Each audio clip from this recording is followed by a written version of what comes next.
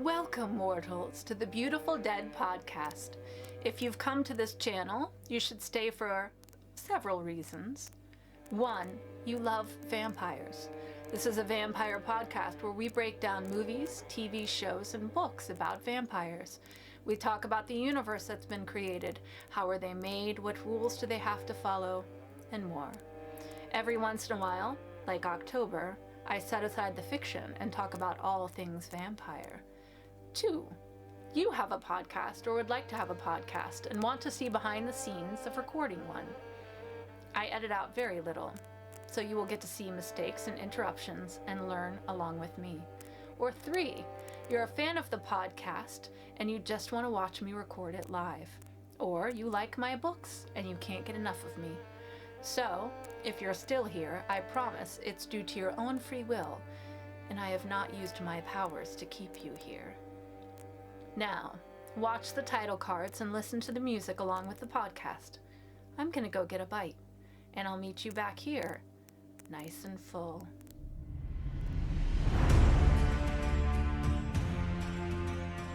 Hello? Really? Vampire! We take your candy! Count Dracula.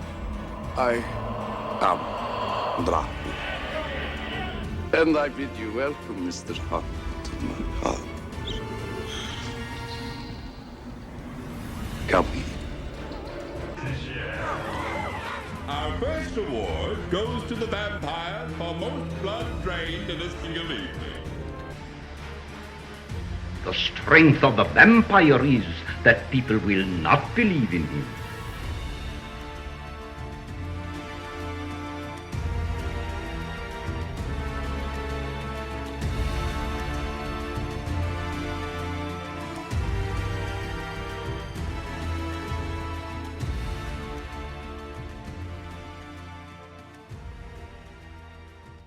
Good evening, my fellow vampire lovers. The sun is going down, and you know what that means. It's time for me to record another episode of my podcast, The Beautiful Dead. As always, I'm your host, Lena. There's lots of ways to reach me. The easiest, honestly, email me, lena@lenanazari.com, or go to my website. You're going to get your message to me a lot faster if you do it that way. You can message me on social media. I might not see it right away, but by all means, go ahead, and I will get to you as quickly as I can.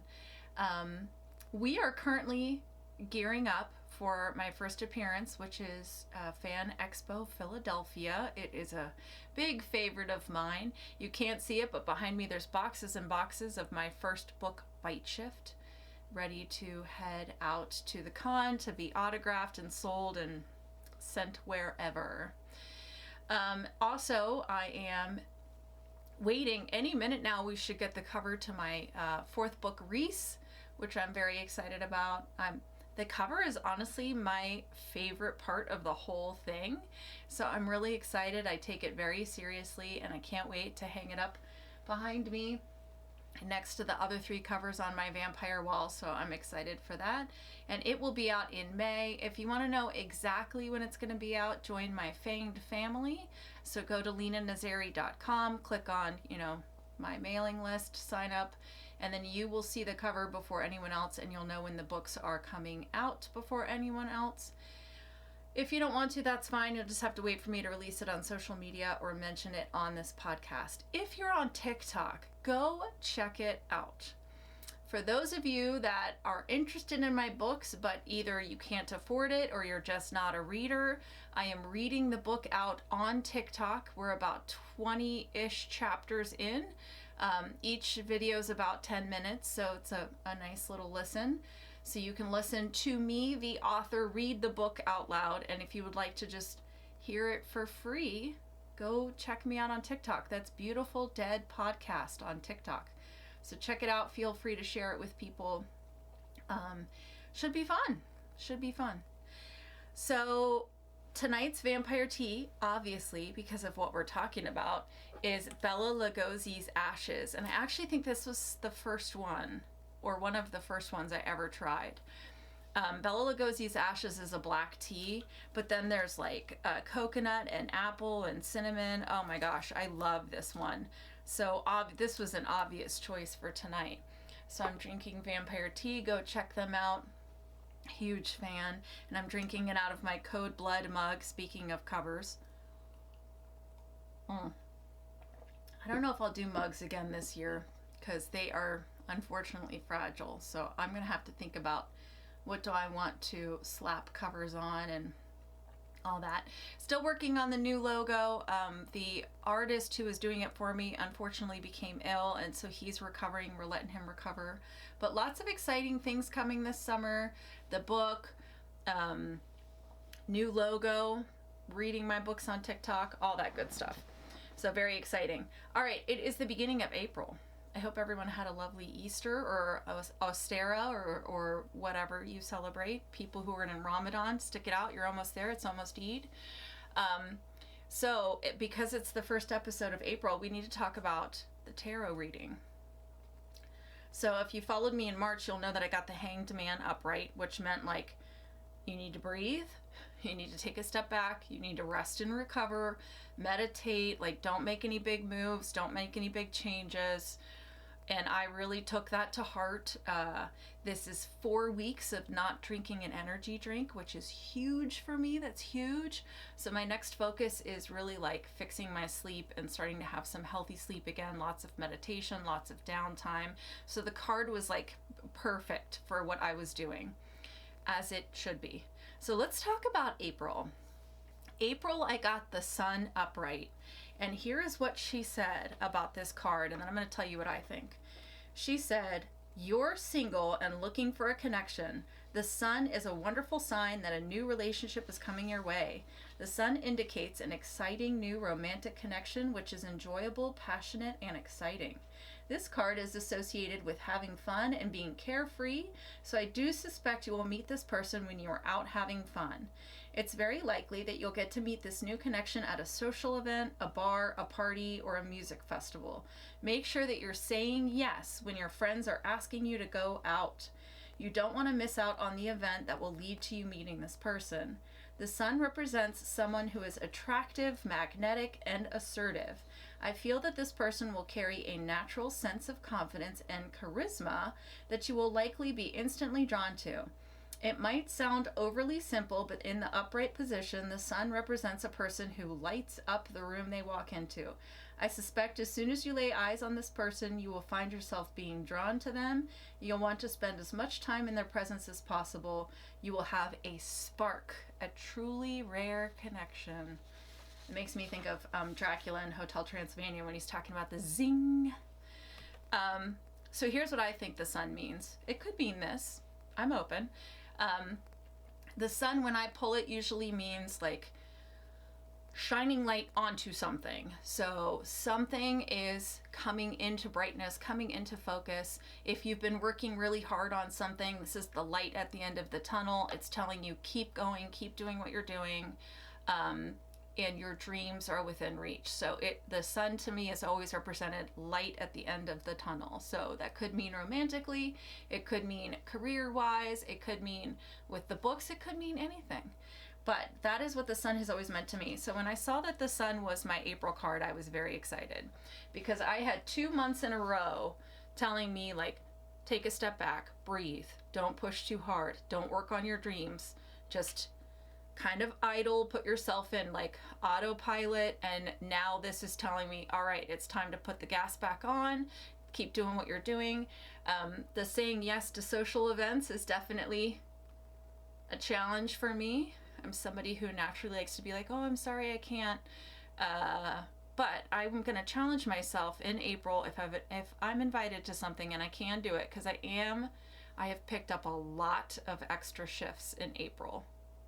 So, I mean, that's how we're getting Reese published, so I need to do it. So I have picked up a lot of extra work, but if I get invited somewhere and I can do it, I should say yes. So that will be my challenge for April.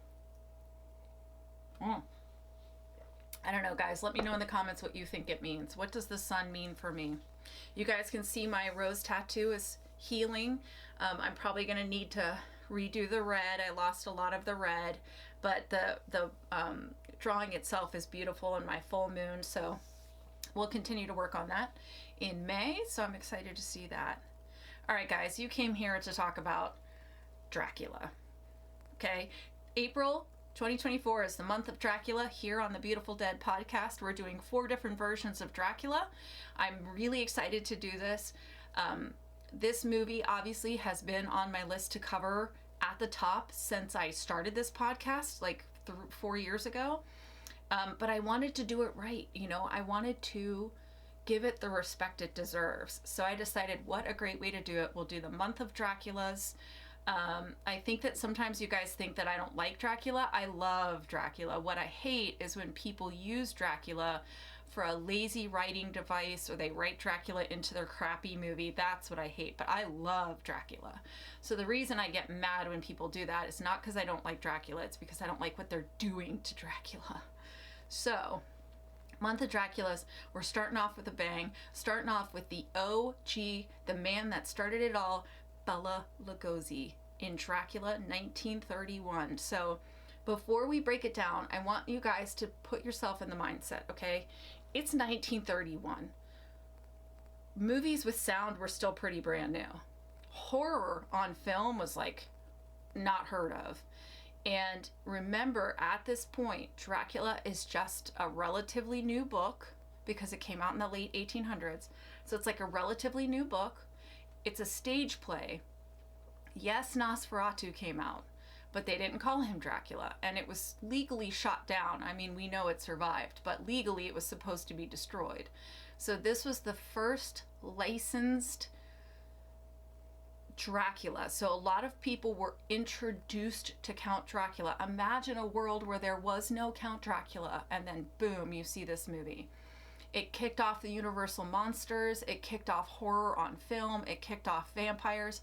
And for me personally, when I was 6 years old, I saw this movie, and it was the beginning. It is the reason that probably this podcast exists. So let's do this, let's talk about it, let's pretend you've never seen it, have no idea who Dracula is, and we're gonna go ahead and do this. We are gonna do our summary, and it's a very well written summary. I got it from Wikipedia, so whoever wrote it, good job.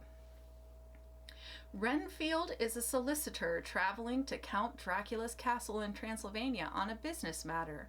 The local village people fear the vampires that inhabit the castle and warn Renfield not to go there.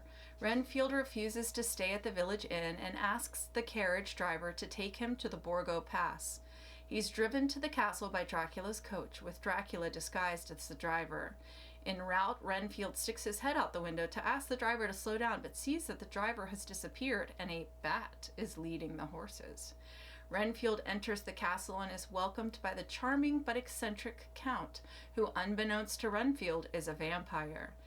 They discuss Dracula's intention to lease Carfax Abbey in England, where he intends to travel the next day. Dracula hypnotizes Renfield into opening a window. Renfield faints as a bat appears, and Dracula's 3 wives close in on him. Dracula waves them away, then attacks Renfield himself. Aboard the schooner Vesta, Renfield has become a raving lunatic slave to Dracula, who hides in a coffin and feeds on the ship's crew. When the ship reaches England, Renfield is discovered to be the only living person.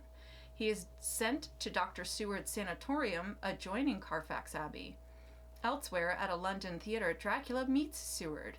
Seward introduces his daughter Mina, her fiancé John Harker, and a family friend Lucy Weston.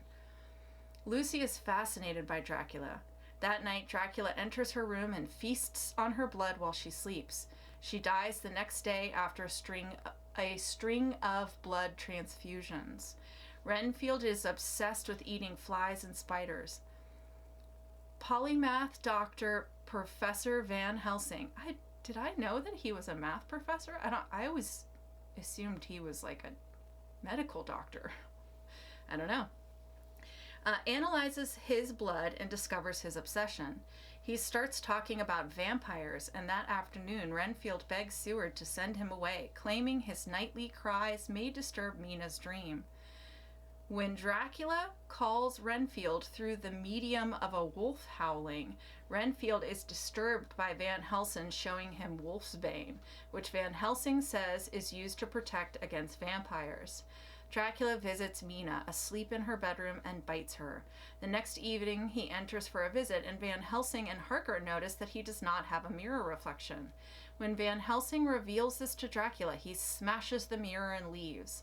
Van Helsing deduces, like it was that hard at that point, Van Helsing deduces that Dracula is the vampire behind the recent tragedies. Mina leaves her room and runs to Dracula in the garden where he attacks her.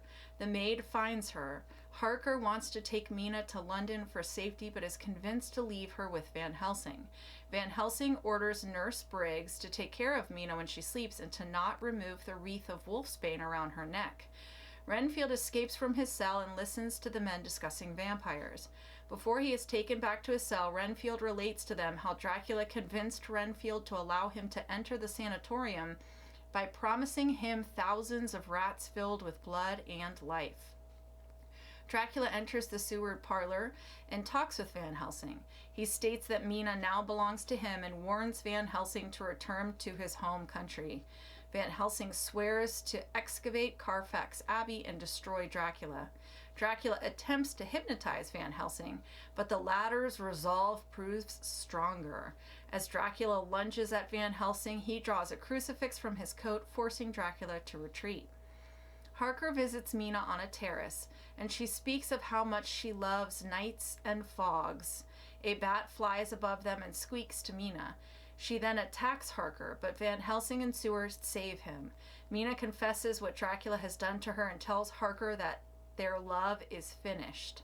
Dracula hypnotizes Briggs into removing the wolfsbane from Mina's neck and opening the windows. Van Helsing and Harker see Renfield heading for Carfax Abbey. Arriving there, they see Dracula with Mina. When Harker shouts to Mina, Dracula thinks Renfield has betrayed him by leading them there to kill him. Dracula is hunted by Van Helsing and Harker, who know that Dracula is forced to sleep in his coffin during daylight and the sun is rising. Van Helsing prepares a makeshift wooden stake from Dracula's coffin lid, while Harker searches for Mina. Van Helsing impales Dracula through the heart, killing him, and Mina returns to normal. I should have warned you guys, spoiler alerts, but I will be surprised if you're watching this podcast and you've never seen Dracula. I'm not judging, I'm just saying I would be surprised. So guys, let's talk about it. There are no vampiric references or crossovers to mention. You know why? I mean, obviously Bela went on to play vampires, but because this movie is the movie that gets referenced by other movies. Like, this is the one that you hear all the time. I can think of one line in this movie that has been used in so many, many films. I never drink. Why? Love that line. And it has been used in so many movies after this, obviously referencing Dracula. So there's no crossovers and references. This is the reference. This movie is the one that gets brought up. So let's break down this world. This was tough for me. I think I've said this to you guys before. Like, it's very tough sometimes to watch these movies that I have nostalgic attachments to, like Lost Boys or Bram Stoker's Dracula or Interview with the Vampire. It's very hard to be critical. It's very hard to break it down. But that's what this podcast is, and that's what you guys come here for. So I want to make sure that I do my due diligence. So I did look at this critically as I was watching it to make sure I was making notes of things. So, the vampires of the world of Dracula in 1931 as portrayed by Bela Lugosi. Let's go. Relationship to humans. The vampires walk amongst the humans. In Romania and Transylvania, they are very well known. Everyone knows they're vampires, and the villagers know how to protect them. We people of the mountains believe at the castle there are vampires. Dracula and his wives. They take the form of wolves and bats. Themselves in London, because it is upper crust modern society, they don't believe in vampires until they are faced with one. Dracula? But what's Dracula got to do with wolves and bats? Dracula is our vampire. Also, humans are fed on.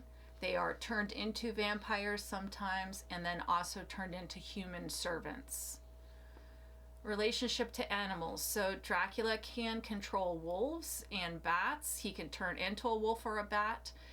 The assumption is that he sort of controls all the creatures of the night, but it is specifically mentioned, wolves. Appearance. So he looks human, right? So you look at him and you think, there's a distinguished gentleman with a medallion and a cape. You would never think that's a supernatural creature. However, oh no, my battery's gonna die. I'll be back. All right, guys, sorry. I'm back. All right. Normally I check my battery before I start, but I guess I didn't this time. So we were talking about appearance. Yeah, you don't think that he's not human until he shows himself to be a vampire. So Mina does, obviously this movie's black and white, but Mina, when she's recounting what happened to her, mentions red eyes. So at some point in time when he vamps out, his eyes must glow red, but we don't see that. And then fangs. So it's interesting. It has been such a long time since I watched this movie, and obviously, like I said, I wasn't watching it critically the last time I watched it. But it turns out that, so after the first night that Dracula attacks Mina, you see 2 puncture wounds on her throat. However, you never see the fangs. So I'm sure it was a production issue in 1931, but Bela never has fangs in. And if you had asked me, does Dracula have fangs? I'd be like, yeah, of course. But you never actually see his fangs in this movie. So it is assumed, because you see the 2 bite marks, but it's never shown. I thought that was interesting. Blood. These vampires do drink blood, but not wine. Food. They don't eat. We never see them eat. Sunlight. Dracula only comes out at night. He has to sleep in his coffin during the day, which is the next thing we'll talk about. We see the coffins many times, so we know that the brides in Dracula do sleep in coffins, and that they have to sleep on the soil of their homeland. Its power lasts only from sunset to sunrise. During the hours of the day, it must rest in the earth in which it was buried. But then, if Dracula were a vampire, he'd have to return every night to Transylvania. And that's impossible. Then he must have brought his native soil with him. Boxes of it. We know that. And holy items, classic, pull the crucifix, he reacts in.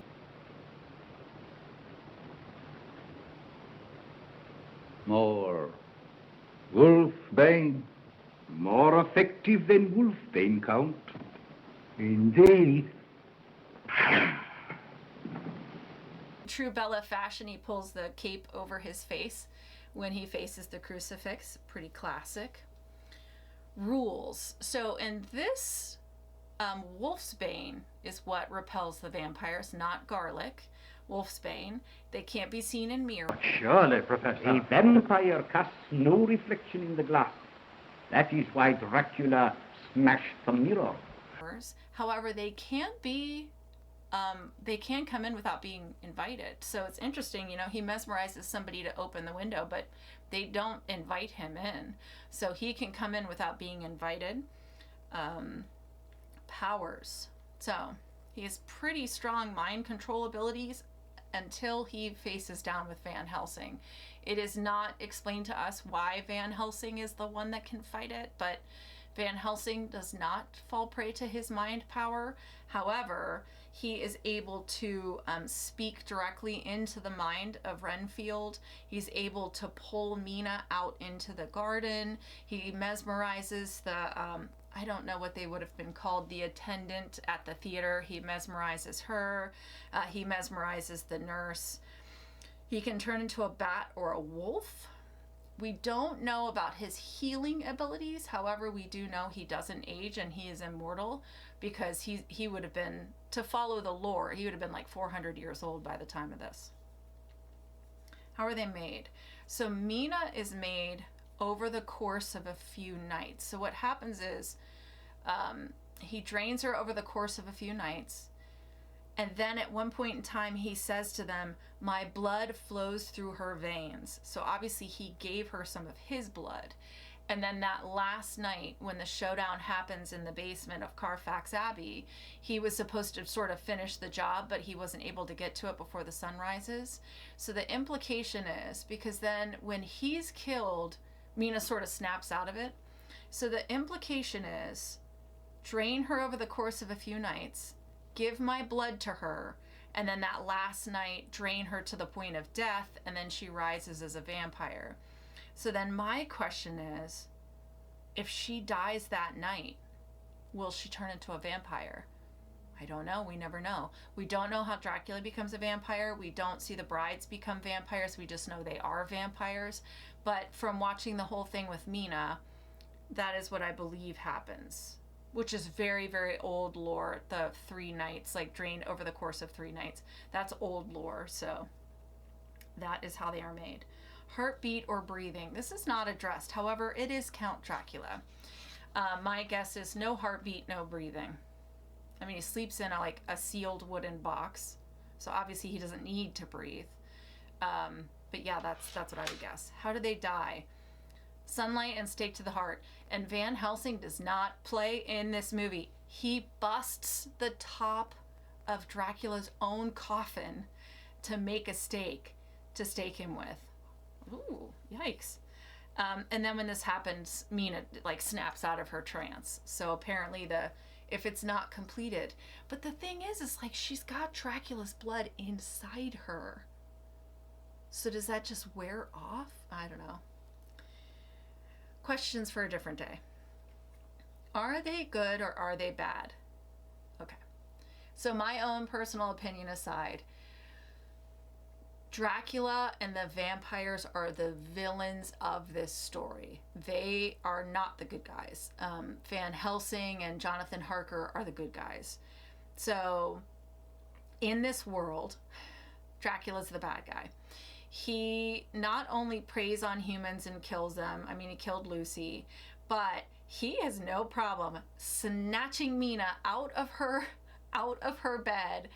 And when you see this showdown, and again, I hadn't seen it in so long, but he is carrying her and he is hauling ass back to Carfax Abbey.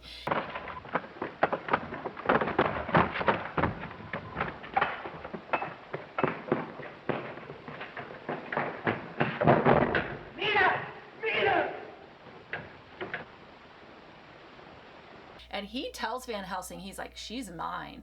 So he has no qualms about just seeing a chick and being like, you're mine now, end of story. So, what he wants, he gets.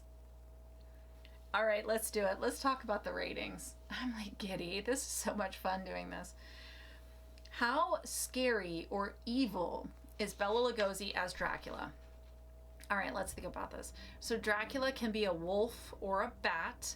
He can come into your room at night. He can mesmerize you and call you out into the backyard so you won't even know what the heck happened. He can create a human servant to do his bidding during the day. Now, it is implied in the book Dracula can control the weather, and it's implied, we always see a stormy ship on the ocean, so it's implied that Dracula's causing that storm and causing that fog. So if he could do that, that's even cooler. But he has the money to just buy a house in England, buy a ship, go to England the next day and just kind of take over. He's wreaking havoc within a day of landing in a ship that he emptied. He emptied out everybody on that ship, drank them all, killed them all. He is bound by the sun in this version and he can die. And it's clear that when he is in his coffin sleeping, he is helpless because he's out. Van Helsing busts the top of that coffin and stabs him in the heart and he doesn't twitch. So obviously he is helpless. He does need to be on the soil of his homeland to sleep, so that's a bit of a weakness, but still, he is the OG Count, okay? He's made it 400 years until he comes up against Van Helsing, and when he does, it was this specialized hunter who's trained in vampires and can apparently not be mind controlled. So he had to come up with a special person to be foiled.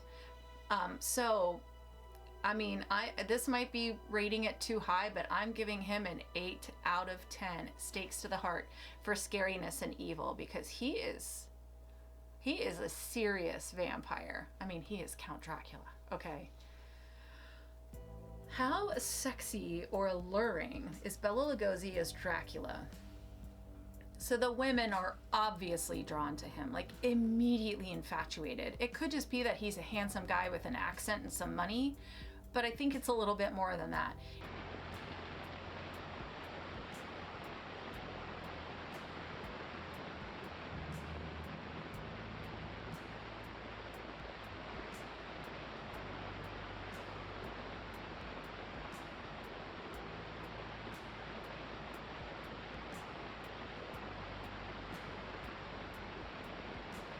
He's charming.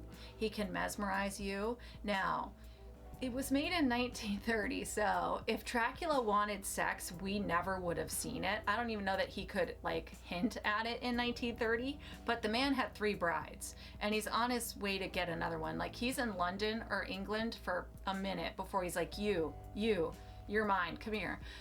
I don't think he wants them for like dinner company and tea conversation. I'm just saying.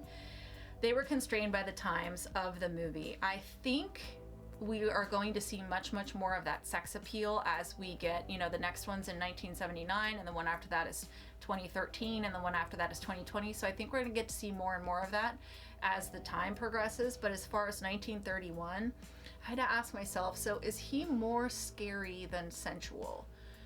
For this version, yes, he is, but not by much. I mean, he still was very charming for the time, and he definitely used what he had. So I'm gonna give him a 6.5 out of 10 onks for sexiness and allure, which in 1931 times, 10 out of 10.